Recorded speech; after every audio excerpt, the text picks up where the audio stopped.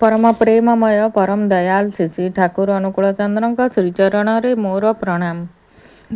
परम आराध्या जगत जननी बड़मा श्रीचरण मोर प्रणाम। परम पूज्यपाद बड़ना श्रीचरण मोर प्रणाम। पूज्यपाद आचार्य देवं श्रीचरण मोर प्रणाम। मोर यही भिडियो देखुथिबा अगणित इष्टप्राण गुरु भाई गुरुमा मानंकु मोर अंतररू श्रद्धापूर्वक जय गुरु। मोर यही चैनल मु समस्त श्रद्धार सह स्वागत जनाऊँगी। आसतु शुणिबा आजिर प्रसंगटी। श्री श्री आचार्य देव पिला भविष्यत बड़ होई केमिति हेब ता माँ उपरे निर्भर करे। पिला प्रेमी हेब ना हिंसक हेब ना दयालु हेब ता माँ ही निर्धारित करे। आगरू पिलाटीए माटीरे पड़गले माँ माटी को गोटे पहाड़ दे पिलाटाକୁ बुझाई दिए। एथिरू पिलाटी शिखिला जे माटीर दोष जोगु मु पड़िली, मोर दोष जोगु नुहे। एही भावनारू पिला जीवन सारा मानसिक भावरे पंगु होई जाए। परीक्षारे फेल कौन पाई? प्रश्न भल नथिला, खाता ठीक भावरे देखा होई नाही। सब दोष अन्य को दिए, कारण आमे ता मनरे भूल कथा प्रवेश करि देई थाउ। जदि पिला तले पड़े माँ कहिबा दरकार, तू उठी छिड़ा ह, तू माटीर दोषरू पड़िनु, तू तो चलन दोषरू पड़िचु, कांदिबा बंद कर, पादरे जोर देई ठिया ह। सेतेबेले पिला मनरे टिके साहस आसे। जदि माँ पिला को साहसी बनाइब, पिला साहसी हब। जदि माँ पिला को भयालु बनाइब, ताहले पिला भयालु हब। पिला भविष्यतरे बड़ होई केमिति हेब ता माँ उपरे निर्भर करे।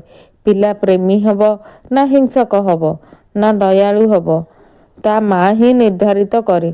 माँ पुओ को बुझाइब, पुओ देख, मु तो पाई पथ निर्माण करिपारिबि नाही, किंतु एही निर्माण करिबा पाई तते साहाय्य करिपारिबि। ଏହା କହିବା ଦ୍ୱାରା ପିଲା ମନରେ ପରିବର୍ତ୍ତନ ଆସିବ। ମାଆ ପିଲାକୁ ବୁଝାଇବ ଯେ ଦେଖ ପୁଅ, ପ୍ରତିଦିନ ତୋ ଜୀବନରେ ଅସୁବିଧା ଆସିବ, ଚିନ୍ତା ଆସିବ, ଦୁଃଖ ଆସିବ ତତେ ଦୁର୍ବଳ କରିବା ପାଇଁ। ତୁ କିନ୍ତୁ ତୋ ଜୀବନର କୁରୁକ୍ଷେତ୍ରରେ ଅର୍ଜୁନ ଭଳି ବୀର ହେବୁ। ତେବେ ଭଗବାନ ତୋ ରଥରେ ସାରଥୀ ହୋଇ ବସିବେ। ତୁ ଯଦି ହାରିଯାଉ, ତେବେ ବି ଭଗବାନ ତୋ ରଥରେ ସାରଥୀ ହୋଇ ବସିଥିବେ। ଯେପରିକି ଅର୍ଜୁନଙ୍କ ସାରଥୀ ଶ୍ରୀକୃଷ୍ଣ ବସିଥିଲେ। ତେଣୁ ମାଆର ଭୂମିକା ପିଲା ଉପରେ ଅଧିକ ଅଛି। ତେଣୁ ମାଆ ପିଲାକୁ ଯେପରି ଚାହିଁବ ସେପରି ଗଢ଼ିପାରିବ। ଆଉ ପୁଣି ଆଉ ଗୋଟେ ପ୍ରସଙ୍ଗରେ ଶ୍ରୀ ଶ୍ରୀ ଆଚାର୍ଯ୍ୟ ଦେବ କହିଛନ୍ତି, କେହି କେହି ବ୍ୟକ୍ତିଗତ ଜୀବନରେ ଉତ୍କର୍ଷ ଲାଭ କରିଛନ୍ତି କୌଣସି କର୍ମରେ ପାରଙ୍ଗମତା ଓ ଦକ୍ଷତା ନେଇ। ଯେତେକ୍ଷଣ ପର୍ଯ୍ୟନ୍ତ ତାହା ଇଷ୍ଟ କାର୍ଯ୍ୟରେ ଲଗାଇ ନ ପାରିଛନ୍ତି, ସେତେକ୍ଷଣ ଆଧ୍ୟାତ୍ମିକ ଜଗତରେ ସେହି ମେଧାର କ'ଣ ବା ମୂଲ୍ୟ?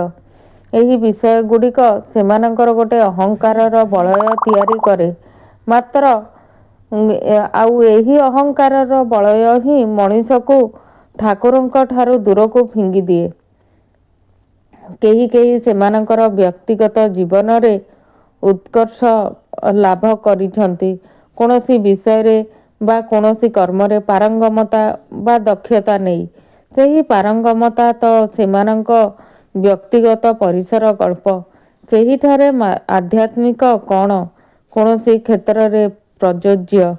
କେହି ବଡ଼ ବିଜ୍ଞାନୀ ହୋଇପାରେ, କିନ୍ତୁ ସେ ତାଙ୍କ ମେଧାକୁ ଯେତେକ୍ଷଣ ପର୍ଯ୍ୟନ୍ତ ଇଷ୍ଟ କାର୍ଯ୍ୟରେ ଲଗାଇ ନ ପାରିଛନ୍ତି, ସେତେକ୍ଷଣ ଆଧ୍ୟାତ୍ମିକ ଜଗତରେ ସେହି ମେଧାର କ'ଣ ବା ମୂଲ୍ୟ? ଜଣେ ବଡ଼ ଅଫିସର, କିନ୍ତୁ ବଡ଼ ଯେ ହୋଇଛନ୍ତି, ସେ ସାମାଜିକ ଭାବେ ତାଙ୍କର ସେହି ପଦମର୍ଯ୍ୟାଦାର କ'ଣ ଭୂମିକା ଏହି ଆଧ୍ୟାତ୍ମିକ ଜଗତରେ? ଏହି ବିଷୟଗୁଡ଼ିକ ସେମାନଙ୍କର ଗୋଟେ ଅହଙ୍କାରର ବଳୟ ତିଆରି କରେ ମାତ୍ର। ଆଉ ଏହି ଅହଙ୍କାରର ବଳୟ ହିଁ ମଣିଷକୁ ଠାକୁରଙ୍କ ଠାରୁ ଦୂରକୁ ଫିଙ୍ଗି ଦିଏ। କାହିଁକି ନା ଠାକୁରଙ୍କ ରାଜ୍ୟରେ ଯାଇ ସେହି ବଳୟରୁ ସେ ବାହାରି ପାରେନା। ସେହି ଅହଙ୍କାରର ହିଁ ପ୍ରକାଶ ତାରି ମଧ୍ୟରେ ଅଟେ।